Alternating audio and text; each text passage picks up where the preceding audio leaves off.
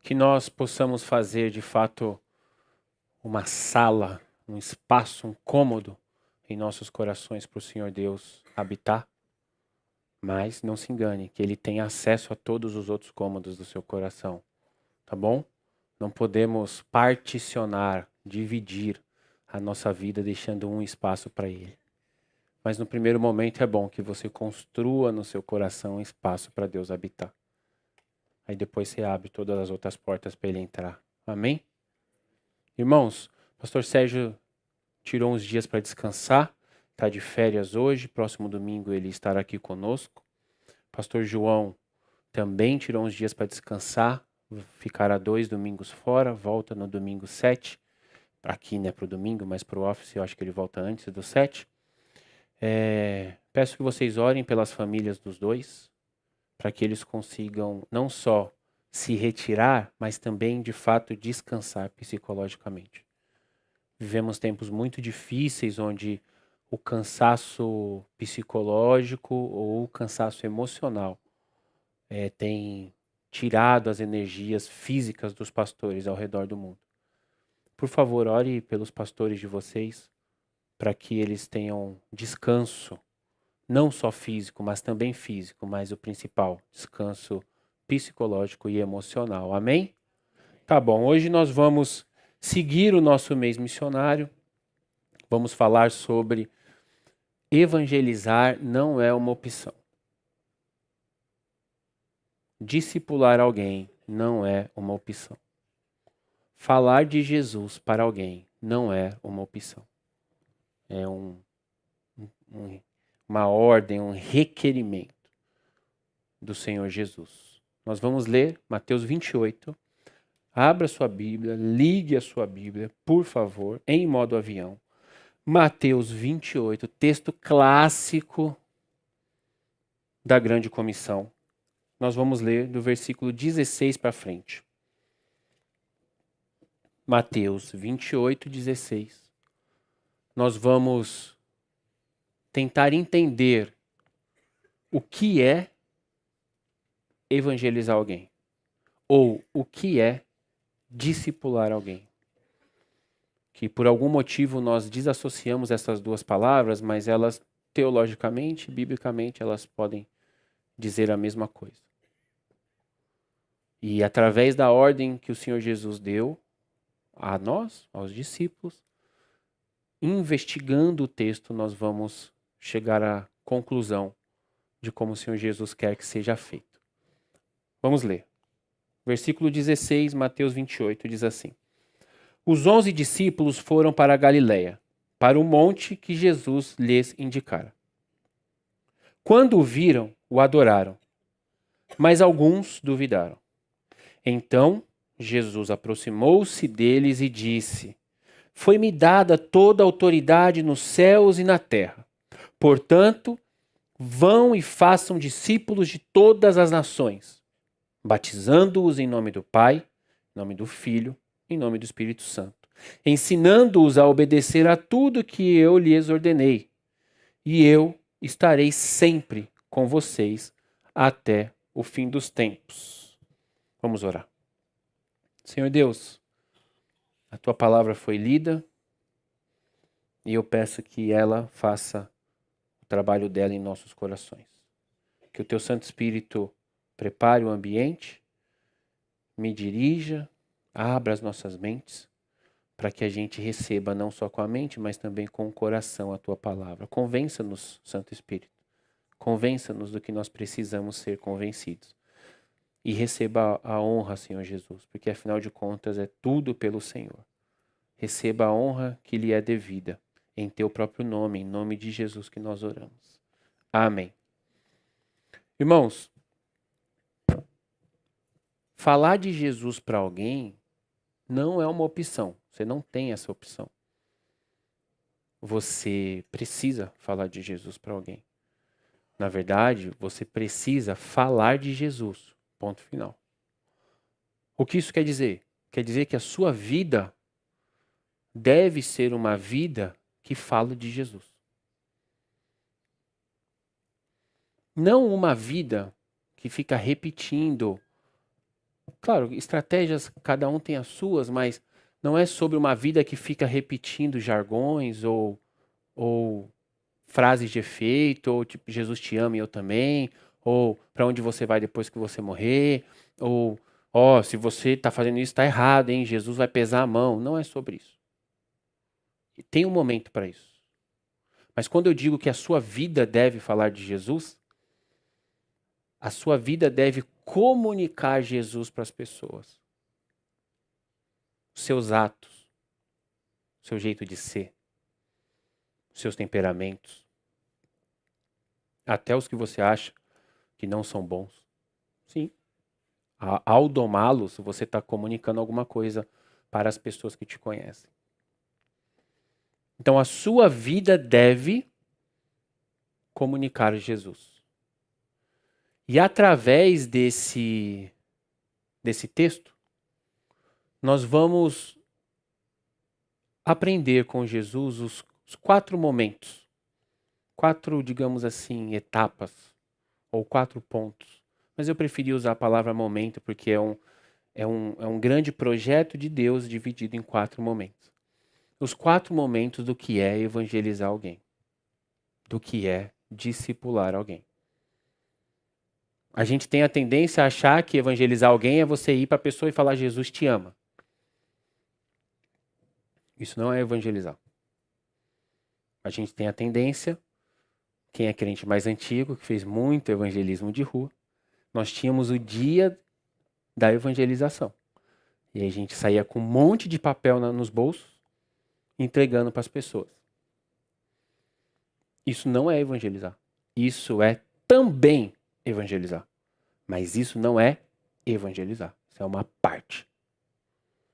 Então perceba, não estou falando que é errado ou que não é. Estou falando que se a gente se contentar só com aquilo, como se aquilo fosse o significado da palavra evangelizar, nós estaríamos ou estaremos fazendo pouco. Aquilo é uma parte do que é evangelizar. Vamos ler o texto. E aí aos poucos a gente vai conversando sobre isso. Os 11 discípulos foram para a Galileia, para o monte que Jesus lhes indicara. Contexto. O Senhor Jesus foi para a cruz, ressuscitou. Jesus foi crucificado em Jerusalém, certo? Jesus foi sepultado ali, aos redores de Jerusalém. Mas os discípulos foram para o norte, lá para Galileia, voltaram para casa. Ué, por que eles voltaram para casa? Se o Senhor Jesus tinha dito que ia ressuscitar. Porque eles não conseguiram esperar. Como nós. Como nós. O Senhor Deus te dá uma palavra, você esteve aqui no congresso missionário, aí você tem convicção de que Deus te chamou para missões, e agora você quer ir, e você é um missionário, e louvado seja Deus por isso. Sabe o que um crente mais experiente pensa? Vamos ver daqui a 1 ano. Não é porque ele está testando você. É porque ele está vendo se você vai aguentar esperar Jesus ressuscitar. Ou se você vai voltar para casa. Os discípulos voltaram para casa. Lembra dos discípulos no caminho de Emaús? Jesus foi crucificado, eles não esperaram nem 3 dias, eles estavam indo embora. Aí Jesus aparece para eles. Eles tiveram uma experiência com Jesus. Correram de volta para Jerusalém para contar para as pessoas. Jesus apareceu para outras pessoas, lembra? Apareceu para as Marias. Elas contaram para Pedro. Pedro acreditou ou não acreditou? Não acreditou. Aí a gente fica só reclamando de Tomé, né? Ninguém acreditou, viu, irmãos? Ninguém. Lê lá a Bíblia depois para você ver. Pedro sai correndo para ver o corpo, para ver o túmulo, beleza. Mas na hora que elas chegaram e falaram alguma coisa, eles falaram assim, elas estão delirando. Mas alguma coisa no coração dele falou assim, e se? Aí ele olhou para João, João olhou para ele, saíram os dois apostando corrida, que a Bíblia diz. João fala assim, ele chegou primeiro do que eu. Beleza, chegaram, não viram o corpo lá. Depois eles vivem, os discípulos vivem aquela experiência de Jesus comer com eles. Jesus ressurreto já. Jesus ficou ressurreto 40 dias antes de subir aos céus. Ele não ficou os 40 dias com os discípulos todos os dias lá. Jesus tem muito o que fazer. O fato é que os discípulos viram Jesus na Páscoa. Nós celebraremos domingo que vem a ressurreição do nosso Mestre, que vivo está. Aleluia, você deve falar aleluia nessa hora, porque ele não morreu, ele está vivo. Aliás, ele não ficou morto, ele está vivo. O nosso Mestre não ficou os 40 dias com eles lá. Eles, como seres humanos, os dias foram passando e eles foram para onde? Voltaram para casa. Se você se lembra bem, você vai recordar de que em um certo momento da Bíblia o Senhor Jesus vai encontrar Pedro pescando. Lembra? Tu me amas, tu me amas, tu me amas. Uma passagem clássica da Bíblia. Só que aquele dia lá, Jesus já tinha aparecido para Pedro, ressurreto. Jesus apareceu para Pedro lá com o pessoal no terceiro dia. E depois Pedro voltou para a pescaria, irmãos. Vocês conseguem acreditar nisso? Igualzinho a gente. A gente sai de um culto como? Expressão evangélica, cheio do Espírito Santo. O culto foi forte. No outro domingo a gente já está reclamando. No outro domingo. Às vezes na sexta, às vezes na segunda, às vezes no próprio domingo. Normal. É normal. Faz parte de quem nós somos. A nossa luta é com a ajuda do fruto do Espírito segurar quem nós somos. E deixar Jesus brilhar em nossas vidas para que a gente consiga pregar a palavra dele. Eles foram de volta para Galiléia no norte. 16, Jesus foram para o monte que Jesus lhes indicara. 17, quando o ouviram, o adoraram, mas alguns duvidaram. Quando ouviram, o adoraram, mas alguns, os caras duvidaram, mesmo estando diante dele. Também é normal entre nós. Eles são seres humanos como nós. Não são santo no que diz respeito a ter nada diferente da gente. Serem especiais em nenhum aspecto. Como nós, eles duvidam às vezes do milagre que a gente está vendo. Você ora por uma pessoa, a pessoa é curada, ou ela alcança o que ela pediu, e aí você conta o testemunho para alguém, e aí esse alguém recebe o testemunho, ele não está sendo incrédulo, ele recebe, mas ele fala assim, mas ela tomou remédio. Mas ela também aplicou para a vaga de trabalho. Mas sabe assim? Faz parte da nossa natureza duvidar. Só que uma coisa interessante é que eles duvidaram, mas eles estavam aonde? No monte. Então existe os que duvidam e ficam em casa, e existe os que duvidam, mas vão mesmo duvidando. Porque uma coisa é você duvidar, não saber como vai acontecer. Outra coisa diferente é você não acreditar que aquilo vai acontecer. É um outro tipo de dúvida. Eu vou explicar. Essa é a diferença da dúvida para a incredulidade. Incredulidade é falta de fé. Dúvida é você mesmo com fé não sabe responder as coisas, mas você sabe que aquilo vai acontecer. A dúvida é humana. Deus te fez um ser pensante. Todos que pensam têm dúvidas. Mas a incredulidade é espiritual. Incredulidade é ausência de fé. Como a gente já viu em alguns roteiros de célula dos anos passados, vou relembrar com vocês. O anjo Gabriel aparece para Maria e diz para Maria assim: Maria, ó agraciada do Senhor, você dará à luz a um filho. E ele entrega a palavra de Deus para Maria. Maria diz assim: como isso pode acontecer se eu sou virgem? Tipo, eu vou ser mãe, mas eu sou virgem. Eu vou ser mãe, mas eu sou virgem. Como isso vai acontecer? Aí o anjo responde a dúvida dela, porque a dúvida humana não tem problema. O mesmo anjo, 6 meses antes, aparece para Zacarias, pai de João Batista. Zacarias não tinha filho. Zacarias era um velho senhor, sacerdote, homem de Deus, mas velho já de idade. E a esposa, velha de idade. O anjo apareceu para Zacarias. Falou: Zacarias, você vai ter um filho. Aí Zacarias falou: impossível, eu sou velho.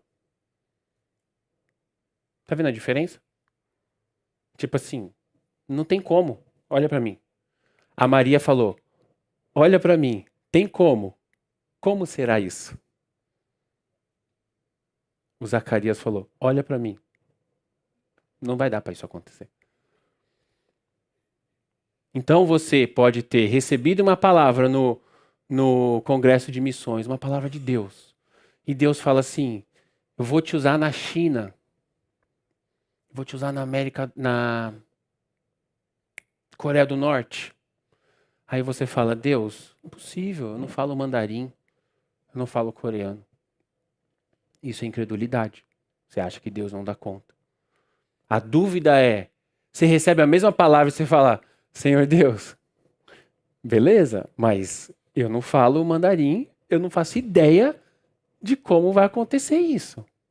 Mas nós vamos, eu e o Senhor. Esses homens aqui, eles duvidaram, irmãos. Mas eles estavam lá. E viram a glória do Jesus ressurreto. Mesmo duvidando. Olha que maravilha. Que a sua dúvida não te pare. Sabe por que a gente não vê cura? Porque a dúvida de se vai acontecer faz o que conosco? Trava a gente. Sabe por que a gente não vê milagres? O Senhor Deus, você está andando na rua, o Senhor Deus te dá uma palavra para você entregar para uma pessoa. Palavra de conhecimento. Aí você não entrega. Por quê? E se essa pessoa achar que eu estou doido? E se eu tiver errado? A dúvida te travou. E todo mundo que vive o sobrenatural de Deus vive na dúvida. Por quê? Porque é sobrenatural. E a gente não entende, não explica. Como foi que aconteceu tal coisa na sua vida, Pedro? Não sei. Sei que aconteceu. Consigo te contar o testemunho. Mas eu não sei como. Então que a dúvida não nos trave. Amém? 18. Então, Jesus aproximou-se deles e disse: para quê? Não, para que você, não foi isso que Jesus falou, eu que estou falando. Jesus aproximou-se deles. Olha o quão importante é a gente ler a Bíblia devagarzinho, parando. Irmãos, de novo, o que eu falei domingo passado, sábado, algum dia do congresso. Irmãos, quem se aproximou de quem aqui? Jesus. Quem se aproximou de você foi Jesus. Quem veio na sua direção quando você ainda era um inimigo foi Ele. Jesus que vem em nossa direção. Por isso nós temos que mudar o jeito que a gente conta os nossos testemunhos pessoais. A gente usa aquela expressão: quando eu me converti, e aquela outra, pior ainda, quando eu aceitei Jesus, tipo assim, quando eu aceitei Ele, Não, irmãos, não foi assim que aconteceu. Como que foi que aconteceu? Quando ele te aceitou. Quando ele te chamou. Quando ele te encontrou. Aí no testemunho você dá a glória para ele. Não se preocupe com todas as vezes que você contou assim, porque eu também contei assim. É só uma questão de a, a boca fala o que o coração está cheio. A gente precisa mudar o jeito que a gente comunica as coisas para que as próprias palavras comecem a transformar o nosso jeito de ser. Foi Jesus que veio ao encontro deles. Eles não sabiam onde Jesus estava. Volta 40 dias, 30, alguns dias antes, quando Jesus aparece para Maria Madalena, foi Jesus que apareceu para ela. Quando Jesus entra na casa depois para comer com eles, foi Jesus que apareceu para eles. Aí você volta lá no anjo Gabriel entregando a palavra para Maria, para aquela virgem, muitos e muitos anos antes desses acontecimentos aqui, décadas antes. Foi o Senhor Deus que veio através do anjo. Nunca fomos nós que fizemos o movimento de ir. Nunca. Então que você perceba que todas as vezes que você decidiu por fazer algo para Deus, quando você decidiu sair para evangelizar, quando você decidiu mandar uma mensagem para alguém, quando você decidiu orar por alguém, quando você decidiu vir à igreja, se tiver visitante aqui entre nós, foi Jesus que te trouxe aqui. Ah, duvido, eu não ouvi nada. É assim mesmo. Você está aqui por algum motivo. Ou você foi impactado por uma pessoa que foi enviada por Jesus, ou você foi impactado por um post de internet que foi feito por alguém que foi enviado por Jesus. Você foi impactado por um taxista, como a história da irmã que pegou um Uber e o Uber falou para ela, você tem que vir nessa igreja. Aí ela falou para ele, mas você é dessa igreja? Ele falou, não, mas eu sei que você tem que vir nessa igreja. Aí ela não veio. Ele estava passando na frente. Ela não veio. O tempo passou, ela pegou um outro Uber. Aí você tá aí pensando, duvido. Pois é, tá vendo? Tá duvidando. Ela tá aqui entre nós, eu não lembro o que ela me contou. É a Bruna. Ela não tá aqui. Ela tá aqui hoje? Enfim, é a Bruna, da célula da Débora e do Lucas. Ela pegou um outro carro, outro dia, um outro motorista que falou a mesma coisa. Você tem que vir nessa igreja aí. Aí ela falou, já me falaram, você vem aí? Ele falou, não, nem sou crente. É verdade, pergunta pra ela depois. Aí ela veio. Louvado seja Deus. Deus não é lindo? E aí, Pedro, como isso aconteceu? Não sei. Deus apareceu para aqueles caras? Deus falou em sonho para eles? Eu não sei, eu tenho dúvida, mas eu sei que aconteceu. Não deixa a dúvida te parar. Então Jesus aproximou-se deles e disse, aí agora Jesus vai começar a falar. Foi-me dada toda a autoridade nos céus e na terra. Jesus falou para eles uma coisa nova. Foi-me dada toda a autoridade nos céus e na terra. Pois o outro texto bíblico vai dizer no céu, na terra e debaixo da terra. Pensa comigo. Jesus andou com eles 3 anos. Jesus não falou essa frase para eles. Porque isso não tinha acontecido ainda. Depois de ressurreto, Jesus marcou um encontro com eles. Eles foram, mesmo duvidando. Jesus apareceu, ressurreto, e falou uma coisa nova agora.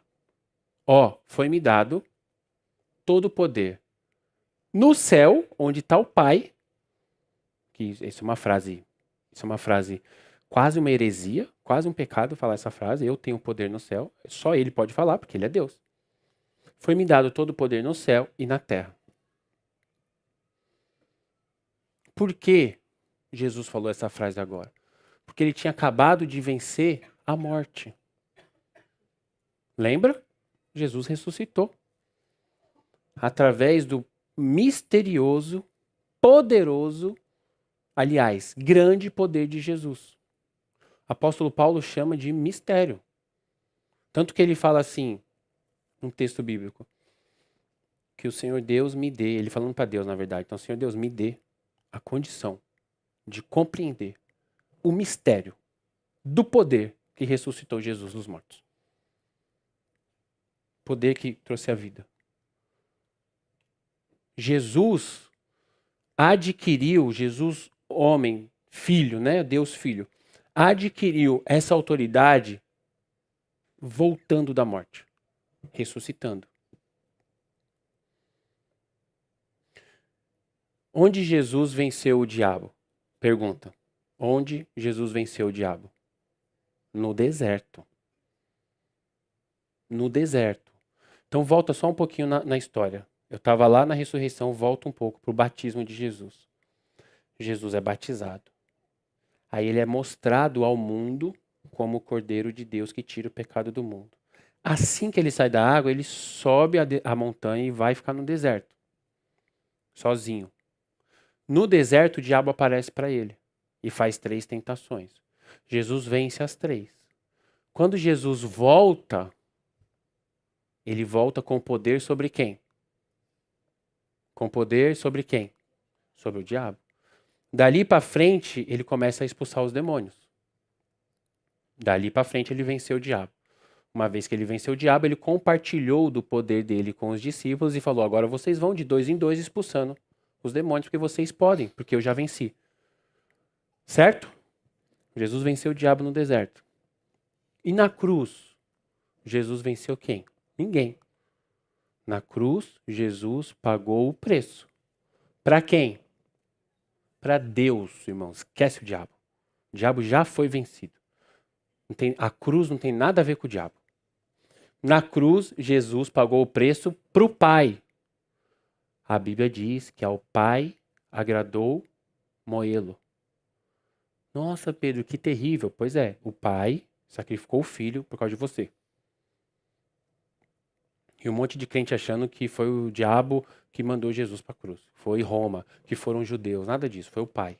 O assunto era o Filho salvando a humanidade para o Pai. O Filho morreu, ficou 3 dias morto. Ressuscitou ao 3º dia. Quem que ele vence na ressurreição? A morte. Não tem nada a ver com o diabo. O diabo já foi, irmão. Esquece o diabo. A morte. Volta para o deserto. Uma vez que Jesus venceu o diabo no deserto, compartilhou do poder dele, da autoridade dele sobre o diabo com os discípulos, uma vez que ele fez isso, agora ele venceu a morte. E ele compartilhou dessa autoridade com os discípulos. Agora os discípulos não morrem nunca mais. Porque Jesus compartilhou do poder que venceu a morte com os discípulos. Se você é um discípulo de Jesus, um filho de Deus, você não morre mais. Por que você tem medo de morrer? É até errado falar isso, porque se você não morre mais, como você tem medo de morrer? Como? Me explica. A gente tem medo de morrer porque nós não sabemos quem nós somos. O Igor falou domingo passado. A criação, os seres humanos foram criados do pó da terra, certo? Todo ser humano foi criado do pó da terra. A Bíblia diz que você que aceitou Jesus, você nasceu de novo, você já não é mais pó da terra. Aí o Igor falou, você foi criado do que agora? De Cristo. Em Cristo fomos formados. Olha que revelação. Explodiu minha cabeça. Você não é mais pó da terra. Você em Cristo foi formado. Uma vez que você aceitou Jesus. Agora você não morre nunca mais. Por causa do poder que ele conquistou vencendo a morte. Mas por que você tem medo de morrer? Porque você ainda vive como um boneco de barro. O diabo nos seduz com as coisas daqui. Nós passamos a ter olhos para as coisas daqui. Foi assim que Eva caiu, quando ela olhou, cobiçou o pecado. Nós passamos a ter olhos para as coisas daqui, a ponto de não querer perder as coisas daqui. Mas nós esquecemos que nós somos de lá, não somos daqui. Então, você deveria viver aqui como quem é de lá. Tem um monte de brasileiro aqui nos Estados Unidos trabalhando aqui, comprando coisa no Brasil. Não é verdade? Vezes 5, né? Cada X meses de trabalho você compra um terreninho no Brasil. Usufrui desse terreno, hein? Senão depois a família vai ficar brigando por causa disso. Usufrui. Você tem a consciência como ser humano imigrante que você não é daqui. Tô dando um exemplo, tá bom? Que você não é daqui. Logo você, eu vou aposentar lá na minha terra. Vou aposentar lá nos meus gado. Vou aposentar lá na beira da praia.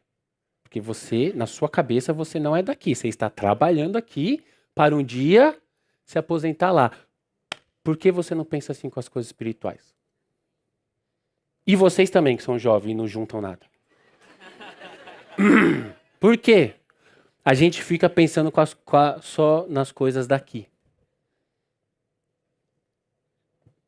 Então a gente tem que pensar nas coisas de lá. Porque nós não somos daqui. Nós fomos criados em Cristo Jesus. Jesus disse: foi-me dada toda a autoridade nos céus e na terra. Portanto, vão e façam discípulos de todas as nações. Foi-me dada toda a autoridade na terra. Portanto, vão e façam. Olha a importância disso. Eu só posso ir e fazer porque foi dada autoridade para ele. Ele está dividindo comigo, está intrínseco no texto, está subentendido no texto. Eu tenho autoridade, portanto, vocês podem ir. Parece que não faz sentido se a gente não compreender que está dito nas entrelinhas. Vocês vão em meu nome, vocês vão na minha autoridade. Perceba, agora que eu ressuscitei, agora eu tenho autoridade nos céus e na terra, portanto, agora vocês vão pelo mundo. Qual é o jeito certo de ir? Qual é o jeito certo de ir? Na autoridade que há no nome de Jesus. Toda vez que você for cumprir uma obra de Deus, se for mandar uma mensagem para uma pessoa, mandar uma música, mandar um versículo bíblico, você faça isso na autoridade que há no nome de Jesus, não na sua capacidade. Tive uma ideia. Não, pergunta para Jesus como, quando, qual o jeito certo.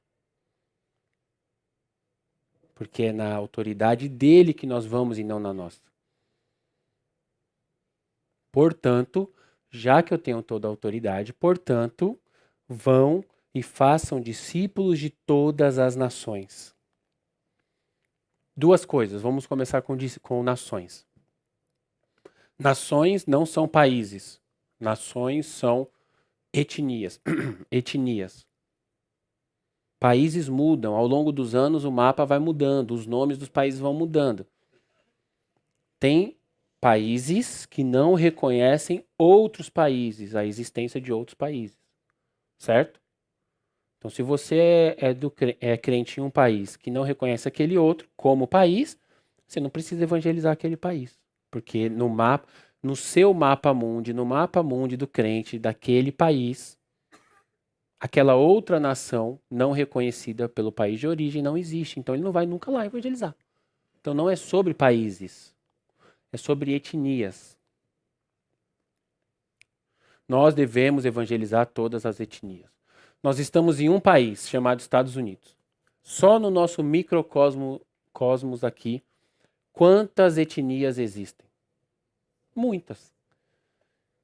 Então, se você fosse pensar em países, você está nos Estados Unidos, então eu tenho que evangelizar outro país. Não, etnias, povos. Então, só entre nós tem os brasileiros, tem os portugueses, tem os que nós chamamos de hispanos. Dentro desse grupo tem um monte de etnias diferentes. Se você já teve oportunidade de encontrar um boliviano, por exemplo, o boliviano é completamente diferente de qualquer outro hispano. Eles são quechuas, falam quechua. Uma parte deles também, que já uma outra parte já fala um outro dialeto, outro idioma. No Brasil, quantas etnias tem, irmãos? Muitas etnias. A gente pode lembrar dos índios, dos nativos. A gente pode lembrar agora não de etnias, mas de povos. A gente pode pensar nos ribeirinhos, é outra cultura. O sertanejo é outra cultura. Ou você vai me dizer que um sertanejo de verdade, não música sertaneja, sertanejo, quem vive no sertão do Brasil, ele é igual uma pessoa da capital, irmão? Não, é outra cultura, completamente diferente. Aí você chega lá, todo bem vestido, bate palma com a sua Bíblia, dá uma Bíblia para ele ler junto com você e você vai evangelizar ele lendo a Bíblia. Não, porque é outra cultura. Primeiro, você vai ouvir, você vai mudar sua roupa, você vai sentar na varanda com ele e assim sucessivamente. Jesus mandou a gente ir por todas as nações, fazendo o quê? Discípulos. Jesus não mandou você evangelizar, Jesus não mandou você falar Jesus te ama e eu também. Jesus mandou você fazer discípulos. Evangelizar faz parte do processo. Falar Jesus te ama e eu também faz parte do processo. Mas esse é só o primeiro momento do processo, é só o começo do processo. É muito mais do que isso. O texto continua dizendo: portanto, vão e façam discípulos de todas as nações, batizando-os em nome do Pai, do Filho e do Espírito Santo. Irmãos, quanto tempo demora do primeiro dia que você falou para uma pessoa que Jesus a ama até ela se batizar? Não demora, não demora? Às vezes é rápido. Pelo menos na minha experiência pessoal e no que eu já ouvi por aí. Às vezes é rápido, mas geralmente demora alguns meses. Então, não é só o ato de ir lá e falar Jesus te ama. Você vai fazer o quê? Você vai acompanhar essa pessoa até quando? Até o batismo. Qual o segundo momento? O batismo. Por que ela precisa se batizar? Porque Deus falou que assim tem que ser. Porque socialmente ela está mostrando para o mundo que ela agora recebeu Jesus como único e suficiente salvador da vida dela e que ela não é mais uma pessoa politeísta com muitos deuses, ela tem um único Deus, o Senhor Jesus Cristo. Não tem nada a ver com fazer parte dos evangélicos, não tem nada a ver com vir para essa igreja, não tem nada a ver com fazer parte de uma religião. Tem a ver com eu entreguei minha vida para uma pessoa chamada Jesus Cristo. Agora, você que está discipulando, evangelizando, segundo o que Jesus falou, no poder dele, na autoridade dele, você vai acompanhar essa pessoa até as águas do batismo. Porque você vai, faz discípulo e batiza. Em nome do Pai, do Filho e do Espírito Santo. Então, o segundo momento desse projeto de Jesus é você ficar com a pessoa até ela se batizar. Então não é um dia de evangelismo. Não é uma mensagem que você manda para o seu familiar. É um processo. E nesse processo você vai precisar de tempo. Que é uma coisa muito escassa para nós. Por isso a gente gosta de fazer as coisas rápidas. É um evento de sábado, é um evento de domingo, é uma mensagem de celular. Ufa, eu já evangelizei. Não fez nada, irmão. Você está só mentindo para você, tipo, eu estou dando check nas coisas que Deus mandou fazer. Deus não mandou você ir lá,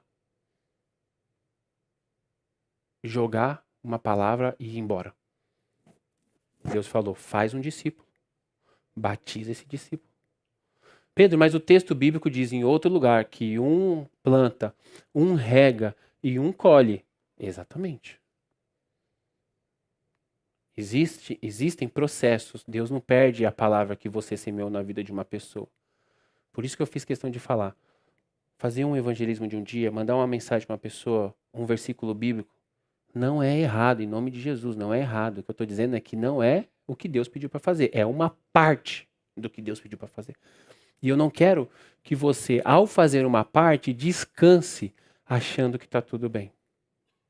Não está tudo bem, porque Deus não mandou você fazer uma parte. Deus mandou você fazer um discípulo. E para fazer um discípulo precisa de tempo.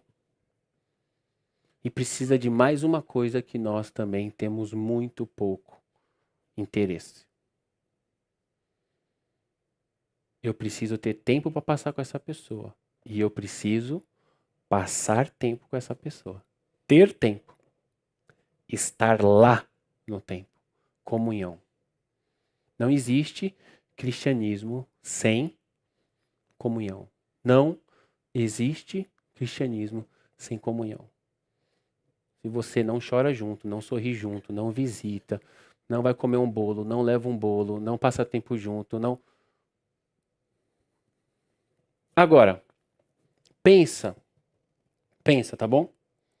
Diante disso tudo aqui, você tem mais chance de evangelizar a pessoa que você encontra na esquina uma vez por semana quando você faz um projeto evangelístico, ou você tem mais chance de evangelizar o seu parente que está lá no Brasil, que você manda para ele uma música, seu filho, sua filha, seu tio, que você manda uma música, eu ouvi essa música, lembrei de você, uma vez por semana, você fala com ele, você tem mais chance de evangelizar essas pessoas ou quem está trabalhando com você de segunda a sexta?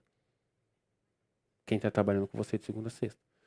Porque o nosso esforço evangelístico é para esses outros e não para esse daqui? Porque esse daqui você está todo dia com ele. É muito mais fácil para você evangelizar ele. Pedro, mas eu vou ficar todo dia falando Jesus te ama, mandando uma música para ele.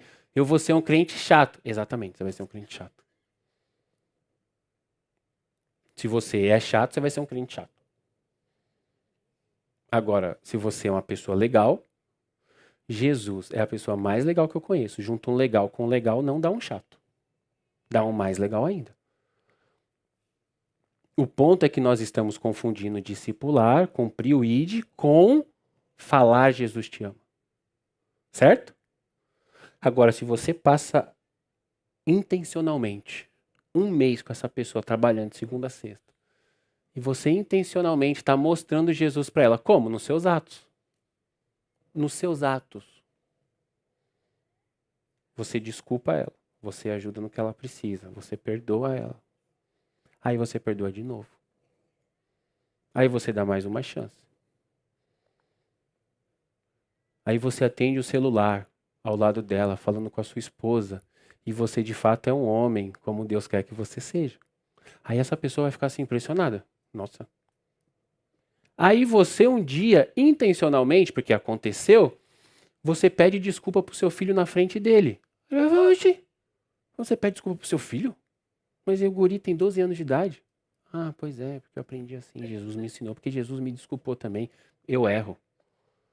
E aí quando eu erro, eu quero mostrar pro meu filho que a melhor coisa que se faz quando você erra é confessar e pedir perdão. Você está intencionalmente mostrando Jesus para esse cara o tempo todo. Mas isso vai demandar tempo e comunhão. Dificilmente a gente quer ter esse tipo de comunhão com as pessoas porque elas vão descobrir quem nós somos. É muito mais fácil para mim só vir aqui, pregar, voltar para casa e nunca conversar com vocês durante a semana, porque aí eu consigo manter um personagem. Agora, no dia a dia, é difícil manter um personagem. Então a pessoa descobre quem você é. Ela vê como você é no trânsito, ela vê como você agiu quando alguém te passou para trás. Ela começa a ver de você. E aí ela vai ver de você o quê? Ela vai ver Jesus ou ela vai ver você? Esse é o ponto.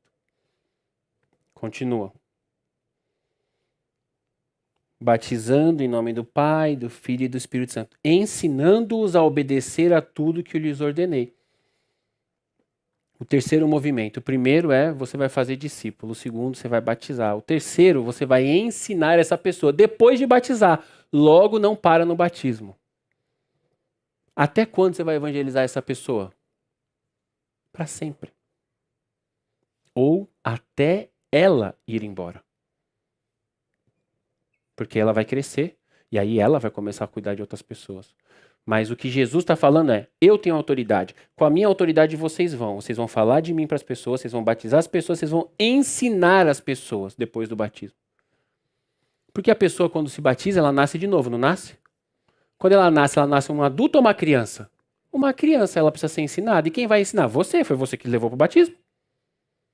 Segura isso a pessoa. Isso vai demandar muito de você. Por isso você não consegue sozinho. Você precisa de quem?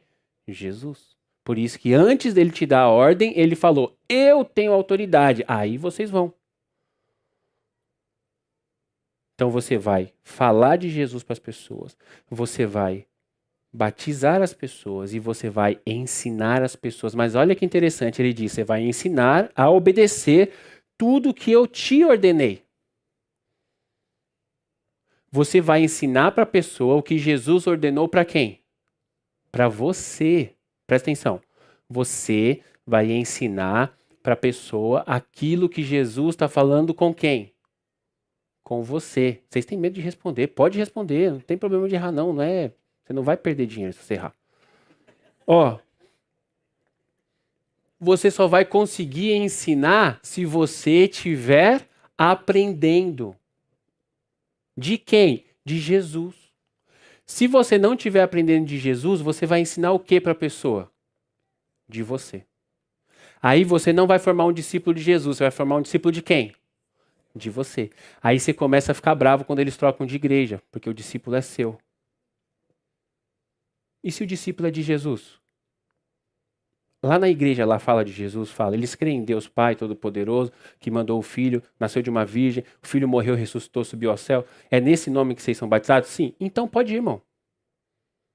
Você não é meu discípulo, você é discípulo dele. Agora, se eu não tenho de Jesus, eu entrego de mim, aí eu formo um discípulo meu. Aí eu começo a ficar triste até quando a igreja cresce. Porque eu não encontro mais a pessoa. Ela foi para outra célula, eu tenho que multiplicar minha célula e eu não quero perder os meus discípulos. Não, você não tem discípulo. Se você tem discípulo, está errado. Porque o discípulo é de Jesus.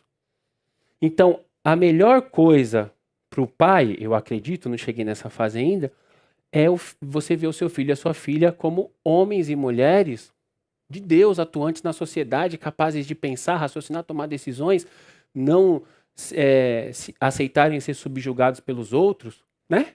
Identidade, postura. Um pai espera isso de um filho. Um discipulador, em nome de Jesus, espera isso de um discipulado. Porque ele virou um crente maduro e você fala, agora você vai, pode ir. Mas aí eu pergunto para você, mas você vai ficar sozinho? Sim, agora eu tenho espaço para cuidar de outros. Eu não preciso ficar com o meu grupinho. O grupinho é de Jesus. Só no ID, Jesus falou para você ir por todas as nações, pregando o evangelho, batizando pessoas, formando discípulo dele, ensinando essas pessoas a obedecer o que ele, Jesus, já te ensinou. Então você aprende com Jesus, compartilha com a pessoa. Então o que primeiro culto eu usei o exemplo da mãe, mas eu acabei de usar o exemplo do homem aqui, então vou voltar para a mãe. O que uma mãe crente vai ensinar para uma jovem que ainda não casou? Ela vai ficar lá tendo aula de Efésios com a mulher? Sim, pode ser, mas isso a igreja local entrega. Sabe o que essa mãe que está discipulando essa jovem vai ensinar? Como ser uma boa esposa. Ela vai compartilhar do testemunho dela do dia que Deus falou para ela assim, ó, mulher, você ama mais você do que a sua casa. Ela vai contar para aquela jovem vai observar e falar, meu Deus, eu amo eu também pra caramba. Aí ó, ela vai contar assim, um dia eu estava lavando louça e Deus falou para mim assim, você ama mais seus filhos do que a mim. Porque você faz mais coisa para os seus filhos do que para mim. Inclusive, deixa eu só te lembrar, você ama mais seus filhos do que a mim e o seu marido. E aí essa mulher se arrepende, pede desculpa para o marido, nesse exemplo que eu estou dando, e ela vai contar para alguém. Ela está discipulando aquela pessoa está crescendo em Jesus, através da experiência de uma outra pessoa. É isso que Jesus quer que a gente faça, ir por todo mundo formando cópias de Jesus, não nossa. Então, se fosse para fazer uma cópia minha, eu ia falar, eu fiz isso, eu estudo desse jeito, eu faço assim, minha rotina é essa. Não, não. Como é uma cópia de Jesus, eu vou falar assim, rapaz, eu fazia desse jeito. Jesus me pegou na curva. Falou que eu estava todo errado. Que eu amava mais os livros do que ele. Você acredita que ele falou isso para mim? Aí o cara fica assim, nossa. Pois é. Aí um dia Jesus falou para mim que eu amava mais a igreja, o prédio, a instituição, do que a noiva de Cristo, as pessoas. Aí você começa a compartilhar do que Jesus te ensinou. Aí você não forma um discípulo seu que faz as coisas que você faz. Você forma um discípulo de Jesus, que faz as coisas que Jesus quer que você faça. Continua. Último. Você vai ensinar essas pessoas a obedecer o que eu te ordenei, Jesus falou. E eu estarei sempre com você até o fim dos tempos. Jesus falou assim, você vai, certo? Você prega, você batiza, você continua ensinando essa pessoa. Aí eu estarei com você. Quando que Jesus está, irmãos? Onde tiver 2 ou 3 reunidos em meu nome, ali eu estarei, a minha presença manifesta. Onde Jesus está? Isso é uma questão teológica profunda, né? Porque é difícil isso, mas eu quero que vocês entendam que Jesus está na comunhão.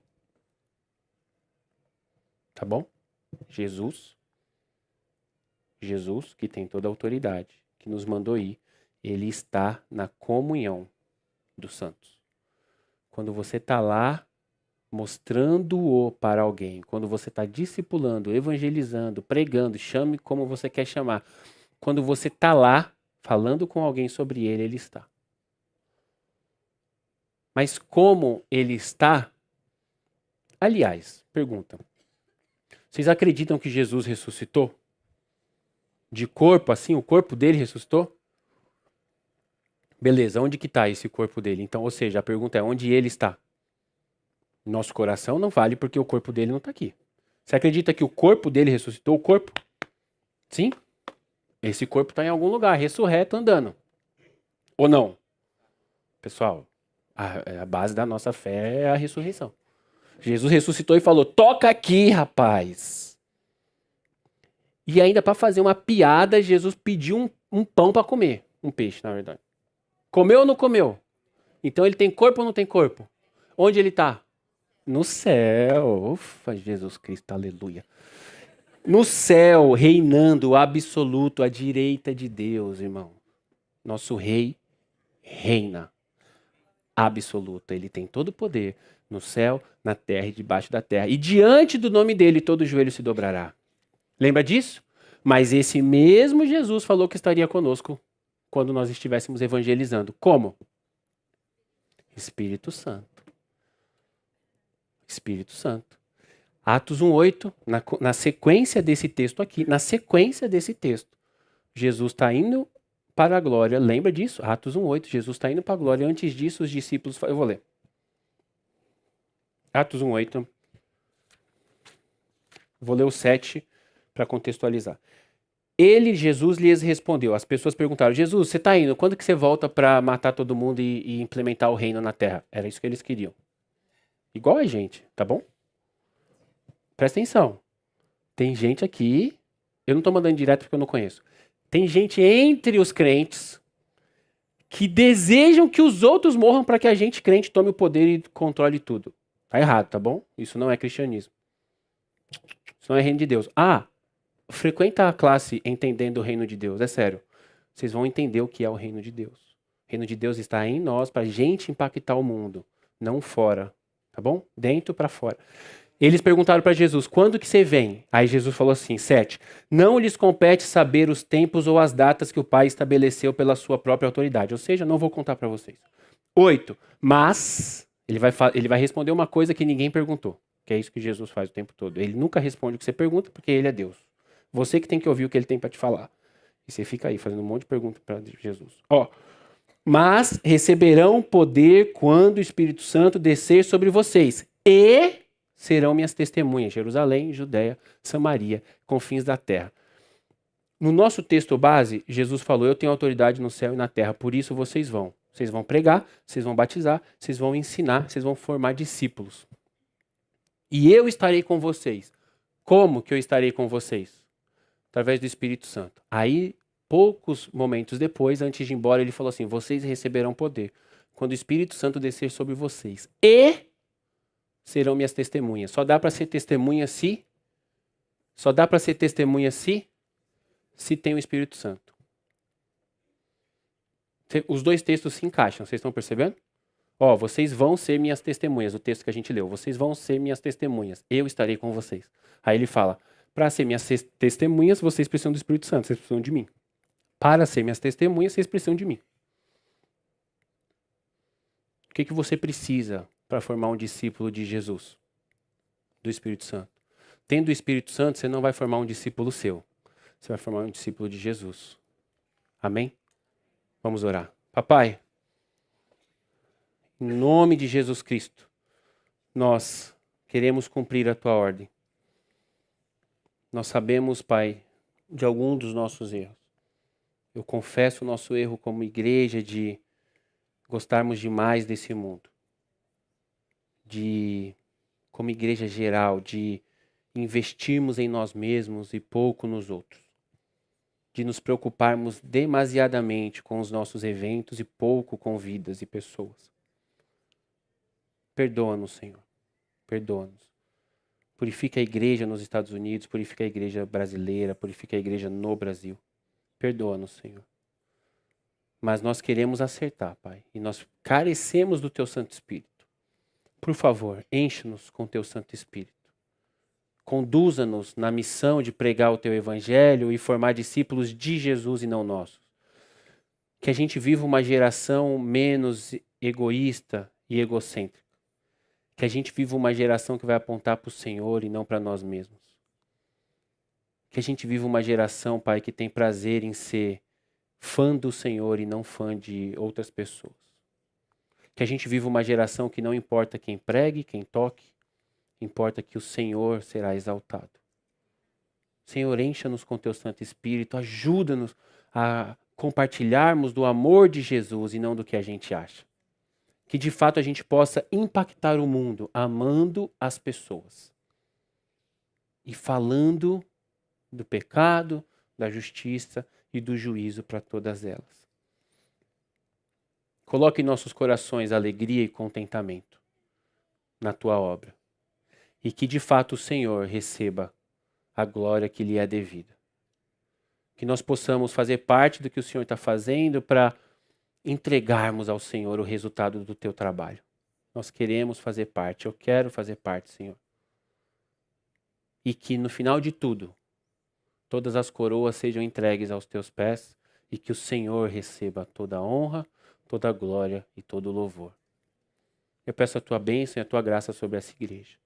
Que a paz do Senhor venha sobre nós, sobre os nossos lares. Que o Senhor nos leve em paz para casa e que nós possamos ter um bom domingo na Tua presença. No nome do Teu Filho amado, nosso Senhor e Salvador, Jesus Cristo. Amém. Deus abençoe, irmãos, em nome de Jesus. Tchau, internet.